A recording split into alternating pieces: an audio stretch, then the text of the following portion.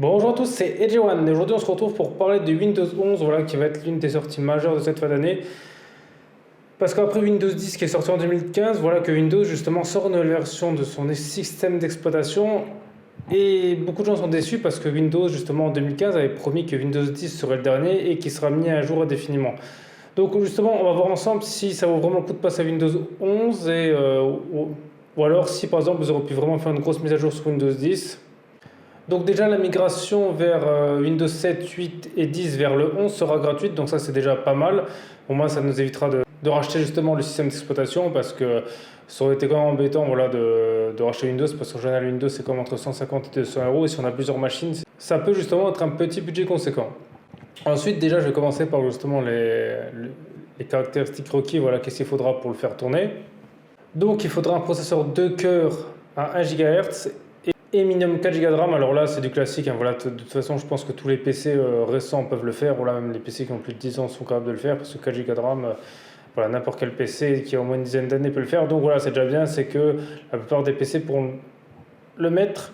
Ensuite il faudra 64 Go de RAM, alors ça c'est quand même beaucoup. Je vais vous dire déjà pourquoi, parce que vous voyez pendant tous les PC justement qui sont faits pour internet style Chromebook, ben souvent il n'y a que 32 Go de RAM.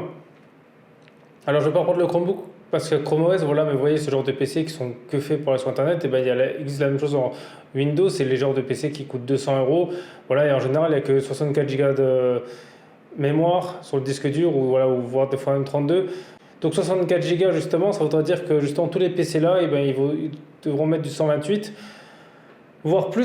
Parce que le Windows 10, justement, il faisait à peu près 20 Go en taille, et bien là, compter le 64 plus des mises à jour, donc il faut compter facilement, ça fera facile 120 Go, voilà, il faut compter au moins 120 Go d'espace, parce qu'on ne sait jamais s'il y a des grosses mises à jour. Parce que Windows, c'est ça le problème, c'est qu'à force des mises à jour, et ben, il pèse assez lourd. Donc je trouve ça un peu dommage, parce que justement, tous les PC vraiment en trait de gamme que les gens achètent juste pour naviguer sur Internet, et ben, ne pourront pas le mettre, ou alors les prix vont augmenter parce qu'il faudra plus de mémoire.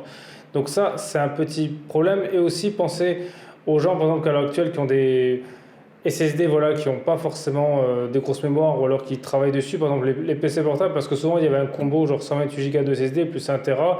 Ben, ceux qui ont des PC comme ça, je pense que ça va être limite justement, et où il ne faudra plus rien stocker sur le SSD. Voilà, donc ça c'est un peu problématique, parce que même ceux qui ont 500 Go, vous voyez, vous avez 500 Go, mais si par exemple, je sais pas, vous installez 2-3 jeux, ou par exemple des logiciels, ou voilà, des vidéos ou photos que vous stockez, plus Windows qui va se peser lourd, risque de poser problème comme dans le futur. Donc ceux qui passeront Windows 11, si justement vous pouvez augmenter vos tailles de disque dur, je pense que ce ne sera pas une mauvaise idée. Ensuite, en termes de nouveautés, ben déjà ce sera le look qui sera complètement refait. Alors voilà, il y a beaucoup de choses qui vont être refaites, je ne vais pas tout lister, mais on va dire la plupart des menus seront restylés. Ensuite, la barre de menu, ben, elle sera au milieu. D'habitude, c'était toujours à gauche, là ce sera au milieu, un peu comme les ordinateurs Apple. Donc ça, je trouve ça un peu dommage de copier. C'était un peu bien justement que Windows sera sur le côté à gauche. Voilà, au moins, ça c'est du classique. Là, une barre au milieu, je ne sais pas si c'est vraiment mieux, parce que pour mettre les widgets et tout, je préférais quand même avoir ça sur la gauche, et puis sur la droite mettre d'autres choses. Bon, après c'est une question de goût, mais pourquoi pas. Donc après voilà, sinon il y aura plein de menus qui seront refaits, mais ça, je veux dire, pour moi c'est pas une nouveauté, c'est pas quelque chose qui est utile, dans le sens où vous aurez pu le faire déjà sur Windows 10. Donc pour l'instant voilà, le restylage, je vais pas trop en parler, parce que pour moi c'est pas vraiment quelque chose d'intéressant dans un système d'exploitation. Ensuite, ils pourront ouvrir des applications Android. Alors c'est bien, comme ça au moins justement, par exemple certaines applications qu'on a sur le téléphone, on pourra les retrouver sur le PC sans problème.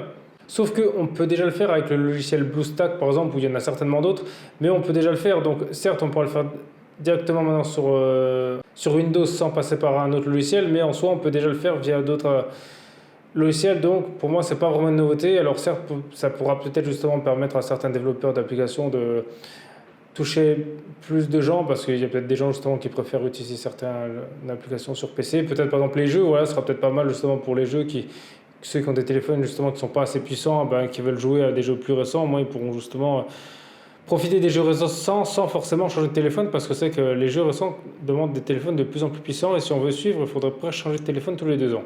Ensuite, c'est l'arrivée de Teams au profit de Skype. Voilà, donc Skype existera toujours, mais on va dire que ce sera plus Teams qui va être promu par Microsoft. Bon, après, c'est normal vu que ça leur appartient. Aussi, Windows 11 sera plus rapide, entre 2 et 8% par rapport à Windows 10. Donc voilà, c'est vraiment quelque chose de très faible, et 8%, même au maximum, je ne suis pas sûr qu'on va le remarquer. Donc peut-être ça se remarquera justement pour les petites configs, mais pour ceux qui ont des PC assez puissants, voilà, il n'y aura pas de différence. Et la dernière nouveauté justement qui a été listée, c'est qu'on pourra choisir quel GPU on met sur quelle application. Voilà, si par exemple vous avez plusieurs GPU, vous pourrez justement dire ah bah tiens celui-là je vais faire ça, celui-là il va faire ça. Par exemple un pour jouer, un pour faire un rendu de montage de vidéo, un pour faire de la 3D, voilà, peu importe, ou d'autres applications, peu importe ce que vous faites.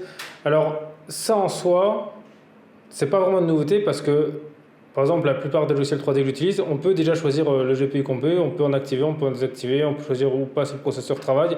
Donc en soi, c'est une nouveauté certes, mais je veux dire la plupart des logiciels, on va dire assez connus, eh ben, ils proposent déjà cette fonction sans forcément passer par Windows. Donc pour moi, c'est pas non plus une vraie nouveauté parce qu'on peut déjà le faire. Alors peut-être qu'il y a certaines exceptions voilà, que je connais pas, qui seront utiles, mais on va dire pour la majorité des gens qui l'utilisent, je pense qu'ils peuvent déjà le faire, ils ne vont pas attendre d'avoir Windows 11 pour déjà justement choisir quel GPU fait quel travail.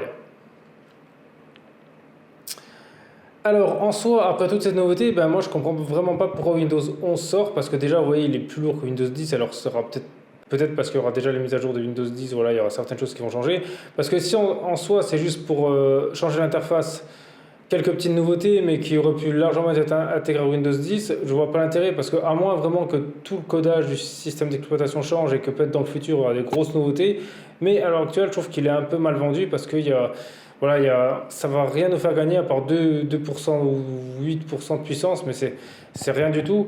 Parce qu'en plus, changer de système d'exploitation, ben voilà, ça prend du temps. Donc, ceux qui ont plusieurs PC, voilà, il faudra le faire. Il peut aussi avoir des bugs, souvent des nouvelles choses comme ça, elles sont des bugs, parce que combien de fois, des fois, il y a des nouvelles mises à jour Windows et il y a des bugs. Par exemple, récemment, c'est la bug des barres des tâches, voilà, qui s'activait plus si on appuie sur le bouton Windows sur le PC. Voilà, il y a plein de petites choses comme ça. Donc là, je ne comprends pas pourquoi ils font ça, parce qu'en soi, si par exemple, ça aurait été vraiment une grosse nouveauté, voilà, quelque chose qui va révolutionner un peu le monde du PC, par exemple, pour soit compatible par exemple avec la DDR5 ou des nouvelles fonctionnalités voilà, qu'on ne connaît pas, pourquoi pas, mais là, dans Windows 10 faisait déjà tout, ouais, il était déjà fait pour le... Windows 10, par exemple, a été vraiment fait par exemple, pour tout ce qui est tactile, voilà, les tablettes et les choses comme ça. C'était vraiment ça, on va dire, sa nouveauté. Donc là, encore, on comprend, là, Windows 11, il n'y a vraiment rien, voilà, il y a pas une nouvelle compatibilité avec certaines choses, donc je ne comprends pas vraiment pas pourquoi Windows sort ça. Alors. Et aussi, ce qu'ils avaient promis, c'est de plus en faire. Alors ça, c'est un peu dommage parce que justement, ils avaient qu'à faire leur autre version, mais qui ne serait pas obligé qu'on l'installe. Donc ça, je comprends pas vraiment parce que là, en vrai, à part un nouveau look, il n'y aura pas grand-chose vraiment qui va changer pour nous. Il y a certaines petites choses, mais je veux dire, tout ce que Windows là permet de faire, on va dire, les gens qui en avaient vraiment besoin le faisaient déjà avant. Donc... ou alors, comme j'ai dit, peut-être qu'ils font ça, mais ça cache peut-être dans le futur des grosses mises à jour, une nouvelle façon justement de travailler, peut-être des choses qui vont vraiment changer. Mais pour l'instant, en tout cas, avec ce que j'ai vu, je pense que tant qu'il n'y a pas besoin vraiment de l'installer, je vais attendre. Voilà, tant que les logiciels principaux ne demandent pas d'avoir Windows 11 minimum, ben, je pense que je vais attendre avant de l'installer. Parce que pour l'instant, je ne pense pas en avoir l'utilité.